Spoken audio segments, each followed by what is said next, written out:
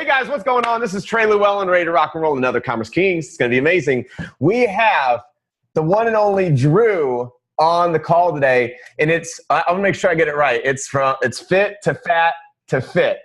Correct. You did right? it. Good job, man. Fit to fat to fit.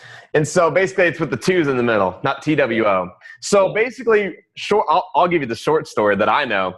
Drew fit as hell, got fat on purpose, and then got skinny again and got fit again. In like a month? No, not a month. Probably like a year. 6 months of gaining, 6 months of losing. So pretty 6 close. months of gaining. I'm surprised. You know, that's an interesting fact because it took you the same amount of time to lose that you took to gain it.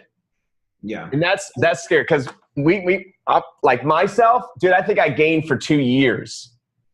And I'm serious. And I've been working my damn ass off to lose it all again. And it's not easy. Like, it is a mental level and it's a physical level and it's just everything. But anyways, I'm not here to tell my story. I'm here to listen to what you got going on. So, dude, why in the hell? So, okay, first off, story about Drew is I'm on my Facebook page, just chilling out and, scrolling like we all do on the toilet. And so I was watching you while I was taking no, just joking. So basically, I don't even know where it was, maybe at the office. And here's this guy, and you're kind of large. How much did you weigh at that point? 265, 267. 265. You look, by the way, I thought you were actually Adam Sandler.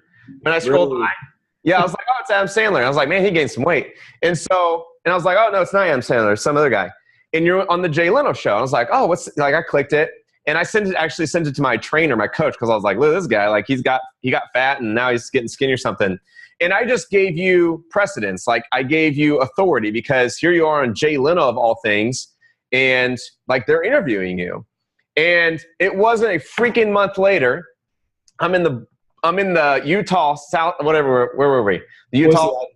Boise. No, we're in Boise. Salt Lake. You saw me at the airport. Yeah. Yeah, you're at Salt Lake, and I'm sitting in the chair, getting ready to go to Boise, and you're like in this black, like buffed out freaking shirt, and you're just like standing on a pillar. You like what you do is you pose up or something. I'm like, oh, I'm always flexing. That's the yeah. point. I was like, damn, I need to flex like that. And so I was like, man, he looks really familiar. And that's all that went through my mind. That was pretty much it. I left it at that. I was like, that guy kind of looks familiar. Maybe I don't know him. Maybe I do.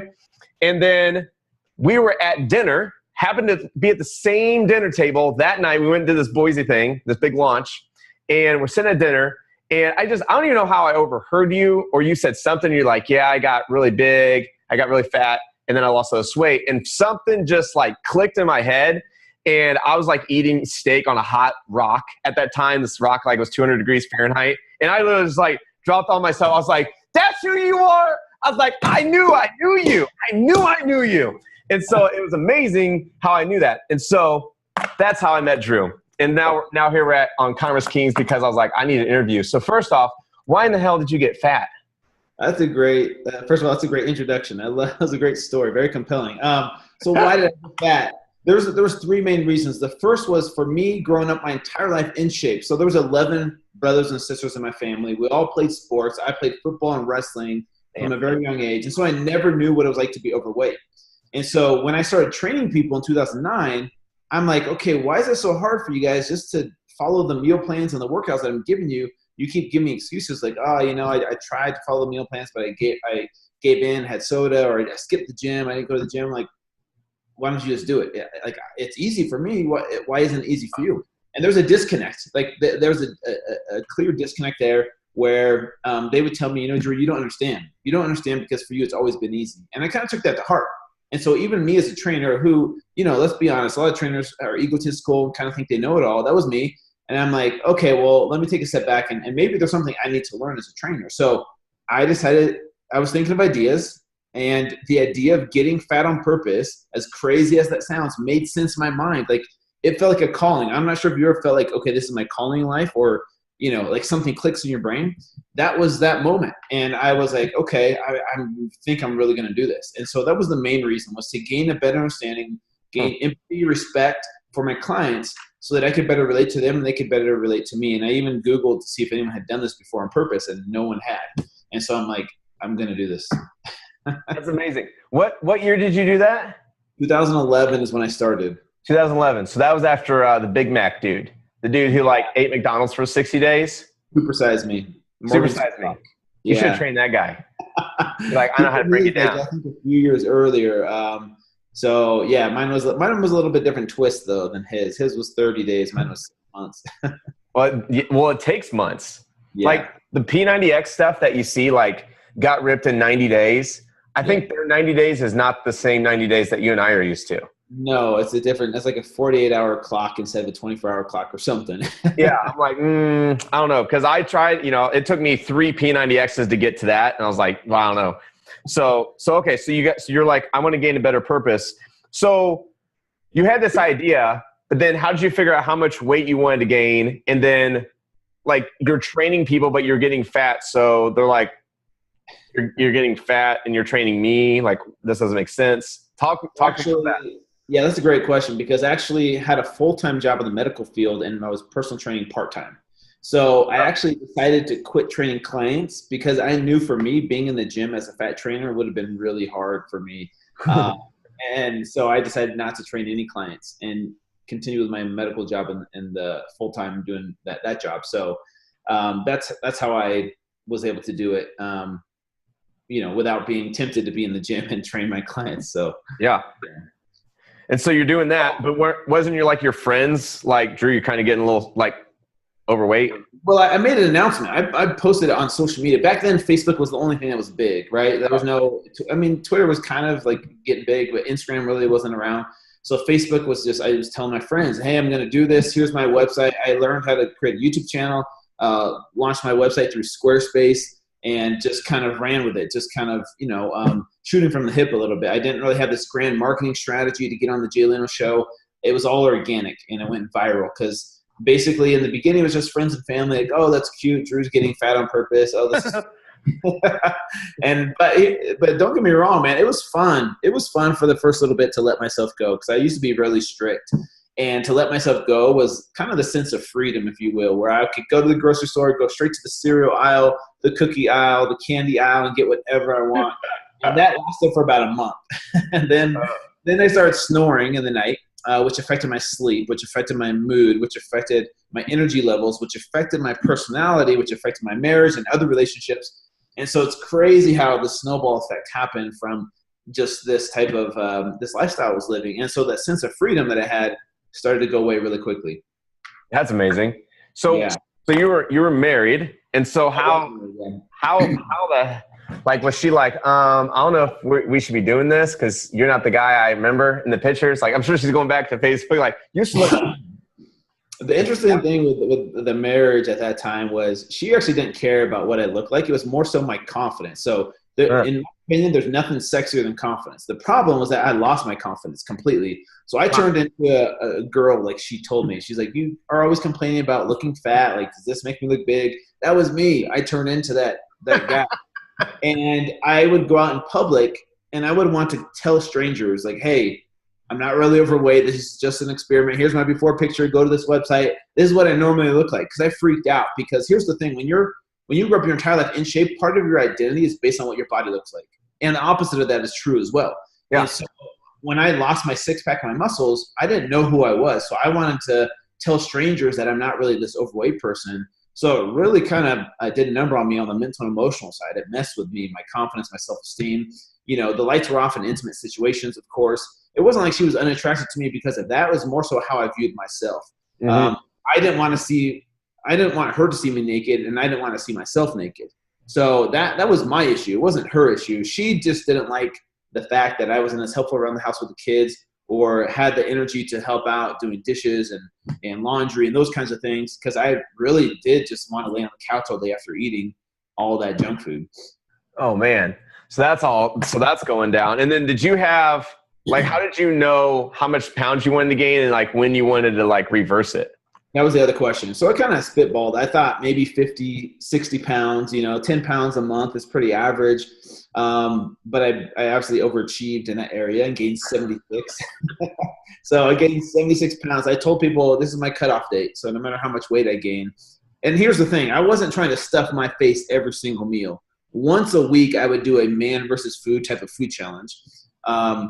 But other than that, I just ate till I was full, and then when I was hungry, I would eat again. But the problem with eating things like Cinnamon Toast Crunch and Mountain Dew and chips and cookies and crackers and Hot Pockets and macaroni and cheese and top ramen is it's a lot of calories but little nutrients. So it's overfed and undernourished.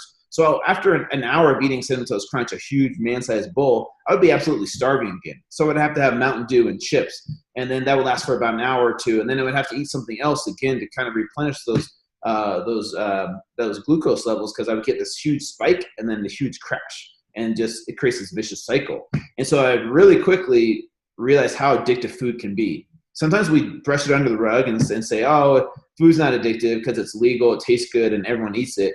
But it really is. If you look at some scientific studies showing that food is just as addictive as certain drugs, that's what's scary. And even though I did it for 6 months, it was hard as hell to get off of that food.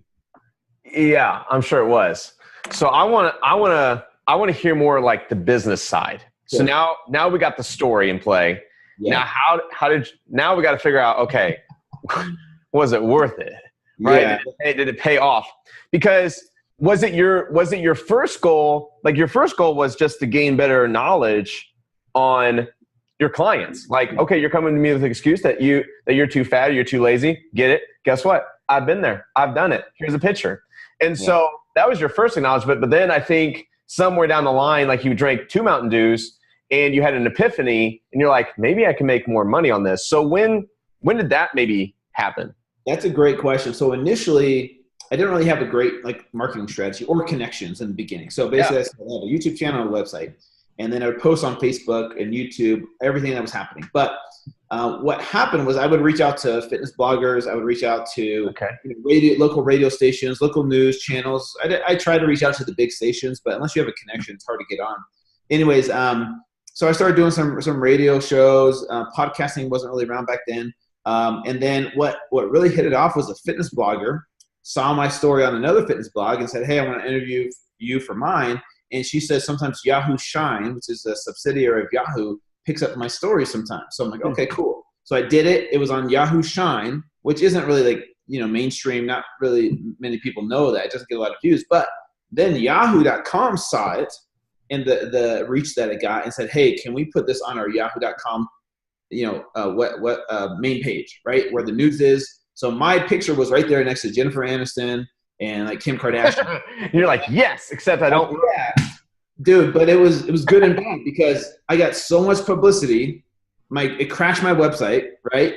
I got calls from every single TV show you can think of. I remember I was in surgery at the time. My phone was off.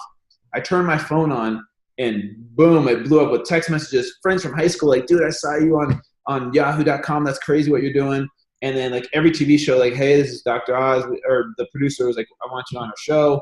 And then I learned how competitive that industry is. So if I went on the doctors, I couldn't go on Dr. Oz. If I went on the Today Show, I couldn't go on Good Morning America. So everyone's trying to get me on their show first. Oh, dang. So it was crazy. And so the Jay Leno thing happened, but I couldn't go on David Letterman if I did Jay Leno. But I like the producer at Jay Leno, so I went with him. And then the first show I did was Jay Leno. And that was the one you saw me on. And that one, I was next to Chelsea Handler. She was sitting next to me. And then from there was Dr. Drew, Dr. Oz, Good Morning America, all these international shows as well. And then it went viral. And then I had to pick up the pieces and like, okay, what do I do now? It was just me and my wife at the time.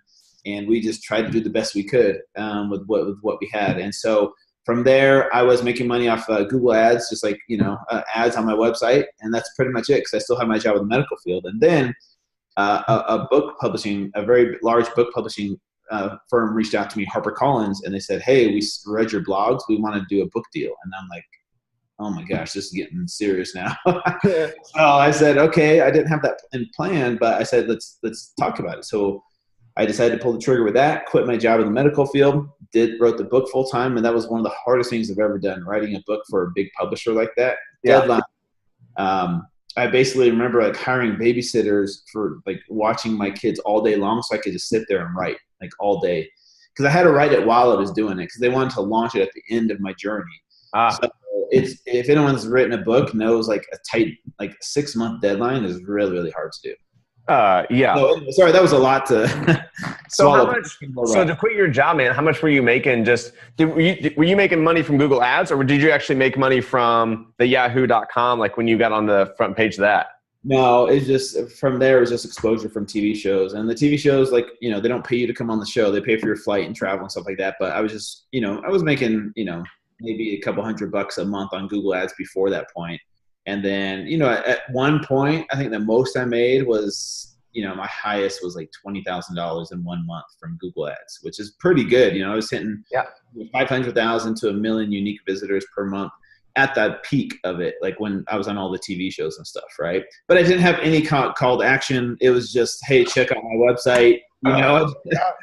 So you needed a marketer call you. Be like, dude, you're getting a ton of exposure and you have no clue how to sell. And you'd be like, well, I don't know, like that'd be interesting to have, because I think you'd be like, you know what, I don't care for you, like shut up. And like all that money.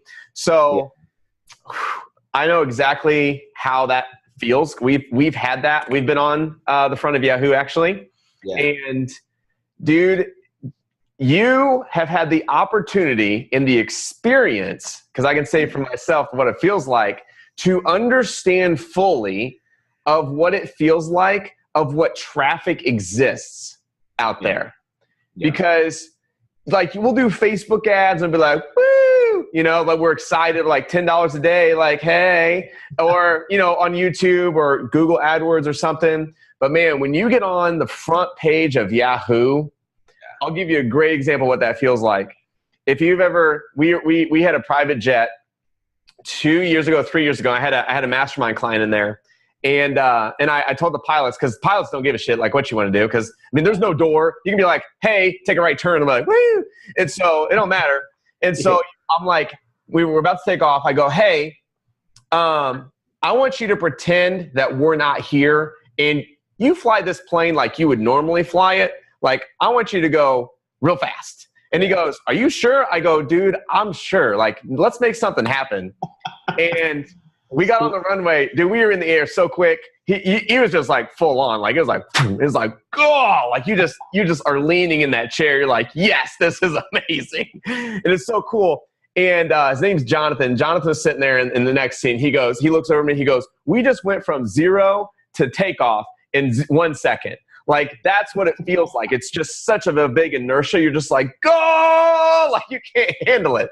And that I think is the same feeling you get when you're on or you know, have ads going to the front page of Yahoo, because of like the traffic, it's just so much that's there to get those clicks. And you're saying you're getting 500,000 to 1 million clicks a month. And holy smoke. So any lead capture or anything like that? Or you just like, no, I didn't have any plan in place. Like it was me and my journey. Like I just wanted to show people what I'm doing. Yeah. And I'm very lucky to be where I'm at today, 6 years later. Damn, it's been 6 years. I had nothing in place. I had nothing in place back then. The only thing I had in place was the book launch, which was traditional media, right? So they would, when I launched the book and I did the big reveal, I went on Good Morning America, Dr. Oz, and The View as a package deal. And from that, got my book into a New York Times best-selling list, which is cool. But when you're in the industry, you realize quickly that doesn't mean a whole lot.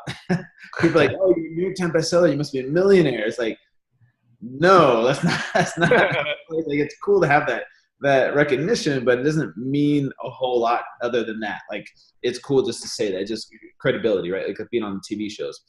So anyways, you know, it wasn't until after that I had people come after me and said, hey, let's monetize this, let's monetize that. And this is what we get to about maybe some of my mistakes, like listening to all my friends, like, oh, you're a good friend. That sounds like a good idea. Yeah, let's do it, you know? And boom, went down that road. Oh, crash dive, lost a friend. Another issue with like a ghostwriter for the book, like brought in a friend that, you know, that nosedived and lost another friend. So I think some of the mistakes along the way were just being too trusting to everybody throwing their ideas out there about how to do it. And at the time I didn't have the knowledge. So I'm like, okay, you're smarter than me. I'll go with what you're saying because it makes sense. But in reality, they didn't have my best interest in hand. And so my business went like this for the next few years, up and down, up and down. I was looking, here's the problem. We'll tie this all in at the end of like the biggest lesson I learned was I was looking for other people to provide me with an income that I was trying to make.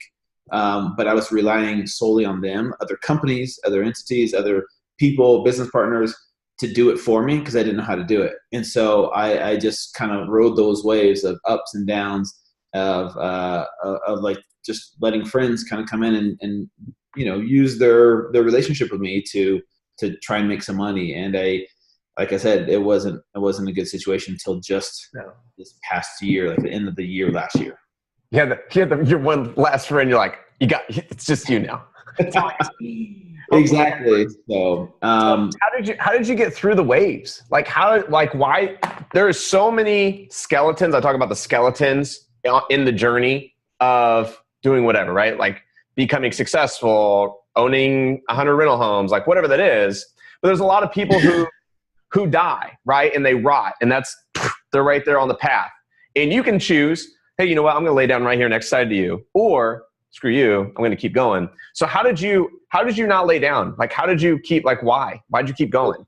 Two things. One was I made a commitment to myself that I would never go back to traditional 9-to-5 job. And so I knew that there was like kind of like the burn the boat analogy where these people come to conquer this island and the leader burns the boats and says, we either conquer this island or we die. My mentality, like, there's no leaving. You can't retreat. So for me, I had that mentality of like, okay, no matter what, I got to make this into a career. I don't want this to be a one-hit wonder, 1 year, 2 year thing. So that was first. Second thing was I put in these short-term deals in place, like year-long contracts with these companies that would pay me a salary.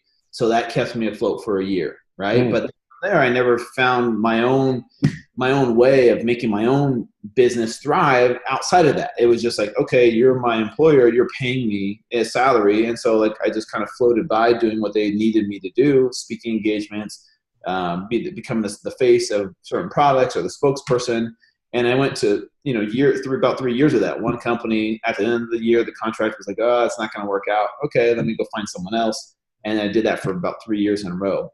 And it wasn't until the last company where I put all my eggs in one basket, where we negotiated a large deal, a 2-year contract with the largest salary I would ever be paid to do.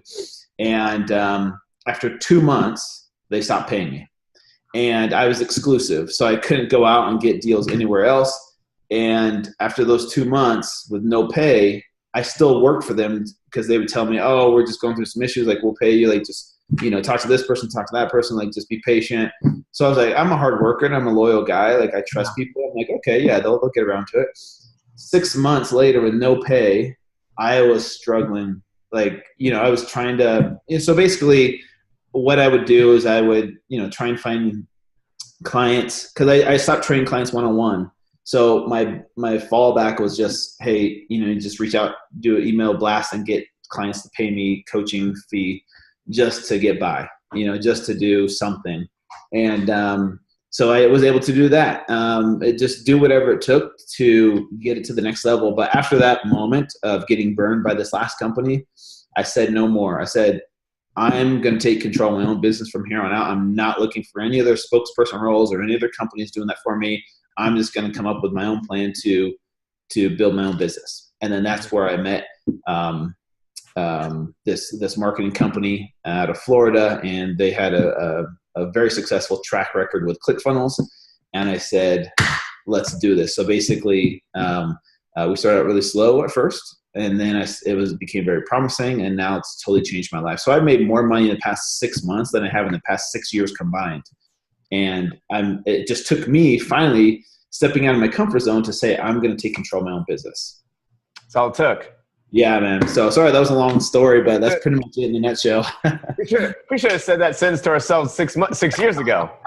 Exactly. Like if I would have had the knowledge now back then, man, it would have been so different. But it's all good. It was all, stepping stone. Dude, what a learning experience. Yeah, for sure. Like you've been in national TV, book deals, contracts with big names, and by just doing you've made more money in 6 months than in 6 years combined. Yeah. That's like a quantum leap. That's what that is. It is crazy, man. And it's the best decision I've ever made, but it takes that leap, that leap of faith, if you will, to really say, okay, I'm going to take control of this instead of relying on other people. And so my situation, you know, it might be applicable to some people, but my journey is a little bit different than the traditional entrepreneur path, but maybe it's applicable to some people out there and can definitely help them make that leap of faith. Well, I think the waves are a big factor because, dude, I step out that door and there's a wave going to hit me, you know, and you just got to and the way I look at it is, you know, two things is I'm thankful that I'm alive every single day. And you can't get anything better than that. So I'm grateful that I'm waking up and because I probably wouldn't know otherwise. And then secondly is, you know, there's somebody out there more higher power than us that's doing something and they got a mission and it's just trying to figure out what that mission is some days, you know? And that's what's cool. And that's what gets me through those waves or those brick walls or those tsunamis that you get hit with. And it all I love the analogy of the burn in the boat. I haven't heard that one in a long time where it's like, oh, this is it. Like they're with the boat. Like, okay, real. Like this is serious. There's no B plan. It's only A. And I love that. So what are you doing now then? Like what's made you so much money? Yeah. So honestly, it's part of it's diversification. So instead of putting all my eggs in one basket, I have different streams of revenue coming in. So my online business, ClickFunnels and stuff like that is my main go-to thing. But the cool thing about that is it's passive income so that it frees up my time to do public speaking. So I do 1 to 2, you know, speaking engagements per month where people pay me to come speak at seminars, expos, corporations or universities will hire me. So that's kind of, and that's actually something I'm really passionate about because I get to meet people one-on-one. Everything on social media is hard because you don't get to meet those people. That face-to-face interaction is missing. Mm-hmm. But podcasting is another way. So similar to what you do here, podcasting, another platform that I use. And then do you get a lot of business from your podcast? I do. The connections are amazing. Everybody, like almost everybody, no one says no to a podcast, even big names. So it's crazy. Yeah. Some big names have to wait, 6 months to get booked, but almost nobody says no to a podcast. And so the connections that I make, the exposure are great because I've made so many connections over the past 2 years. I have had my podcast for 2 years. The connections are definitely worth it. And so the sponsorships for the podcast as well come in. And then, I still promote my book. So online sales of my book or, people can purchase it from, Amazon or Barnes & Noble. I still have that, which, and the New York Times bestselling logo on there helps out because it just gives it credibility. And then, so it's diversification and always creating new content and staying up with the latest trends, because Facebook you can't crack the algorithm, man. It's so funny. So so how big's your team? How big of do you have a lot of people or is it all outsourced or? Yeah, no, I've had to hire on my team personally, just working for me is about 5 people right now. And then my marketing team is probably around 10 people. So that's the people in Florida? Yeah, there's people in Florida and there's some in Boise as well. Oh, cool. Yeah, so it's kind of 2 different locations, but I fly out to Orlando, work more closely with that team out there. And cool. We're looking to expand even more because it's gone past expectations. So the thing here is to keep it relevant, right? So the traditional media, I still try and stay relevant. Like I went on Dr. Oz last summer talking about the keto diet. I try and stay relevant in the traditional media, but then also I think I get more exposure from Facebook, to be honest with you. People recognize me like, hey, I just purchased your program this morning, or like, oh, cool. I just saw your Jay Leno clip, that happens all the time. That's cool. So what, I was thinking, I was like, man, okay, if I induced a ton of weight, which I'm trying not to do, right? But if I did, and I would make a video series about it, what I always get caught up in is after the fact, I'm like, oh, I should have recorded a video like this.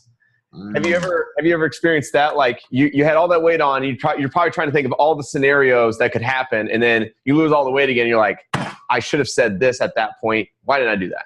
100%. Looking back, hindsight's always 20/20. But if I could go back and change one thing, it would be recording so much more footage, like almost like a documentary style. But at the time, I'm like, I don't want to record this much stuff because people are gonna get bored of it. I'm like, man, I should have recorded the whole thing, like all my diary cams, like when I'm suffering on the couch. I only did 2 videos a week. One was a weigh-in video, and one was a food challenge video. And those were entertaining and good, but I think I would, if I would have had more footage, it would have been so much better to like turn into almost a documentary. You know? Yeah, right. Like a Netflix documentary. Yeah. Limit sweet. Well, you know what? No one says you can't gain weight again. That's true, but I don't know if I'm that crazy. It was so hard, man. It was way harder than I ever imagined. It was one of the most humbling experiences that I've ever done. Oh, and then the other thing, how did I forget about this, is my TV show. So instead of me doing it, I have a TV show on A&E. So season 1 is on demand. You can find it online. It's called Fit, T-O, Fat, T-O, Fit. And on the show, instead of me getting fat, I coach other trainers through this process. So that way I don't have to keep doing this, right? So other trainers from across the country, I make them get fat for 4 months. And then after they get fat for 4 months, then they team up with a client that's overweight. And together as a team, and now as a fat trainer, they have to lose the weight together.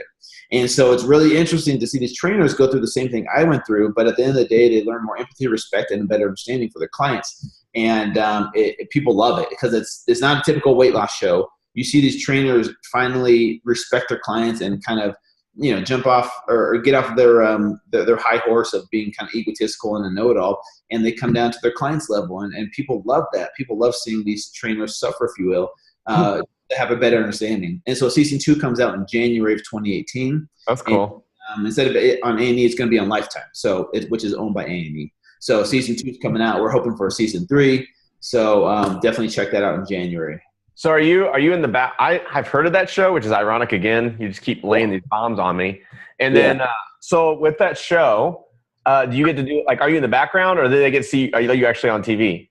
Yeah, so I'm not the host of the show. So I'm in the introduction, and then I am season 2. I'll have more airtime where I'm actually more involved with the process. Season 1, I'm in the 60 to 90 second introduction. Here's Drew Manning. Here's what he did. This is why these other trainers do it. And then they see me on a couple Skype calls throughout the season. Oh, that's cool. Of like coaching the trainers, because a lot of them went through some emotional issues where, they're like, they want to quit the show because they don't like gaining the weight and they want their body back. So I got to talk them off the ledge. Season 2, I'll be there for the beginning weigh-in, and then the middle weigh-in at their fattest, and then at the very end, the reveal for everybody. So season 2 is, but it's not a hosted show. It's not like Biggest Loser where there's a host of the show. It's just a format. It's more of a docu-series type of format. Oh, that's cool. That's pretty cool though. Yeah, man, that's awesome. And so are you ever like from the corner of the screen, like Drew Manning fit2fit.com or like, fit. Do you ever say that? I would. No, but they let me like sometimes wear my own gear, like fit2fit.com or, like a tank top or, a t-shirt or whatever. But oh man, but people make that association really quick. They Google fit2fit. They'll see my name pop up, whether it's A&E or not. And then I'm always live tweeting during each episode, so people kind of know that. Oh, that's cool. You get the logins. All right, so here's what I want to do is I want to switch over to behind the scenes because that's when it gets real good, and that is going to be at mronit.com/VIP. Before we switch over there, man, tell these guys how to find you. Besides, Googling Jay Leno and Drew, how can they find you and look as fit as you do? I make it. I don't know about that, but I'll make it very simple for people. It's fit #2 fat #2 fit, and that's my book, my website, all my social media handles, my YouTube channel, everything. Just fit #2 fat #2 fit, and you'll be able to find all my programs, my keto program, my intermittent fasting program, all my weight gaining journey, all of that stuff you can find. So if you want to go on the weight gaining journey, you got a book for that too. Yes, exactly. So you get to eat Fruit Loops and Cocoa Puffs and cereal every night and Pop-Tarts. I'm like, I want that diet. That's amazing. Well, dude, all right, we're going to switch behind the scenes. Thanks, guys, for watching. Make sure you check out mronit.com/VIP. Check out Drew. Follow that man. He's doing amazing things, creating book. He's doing a lot. You're doing a lot, man. All right, let's switch over and rock and roll.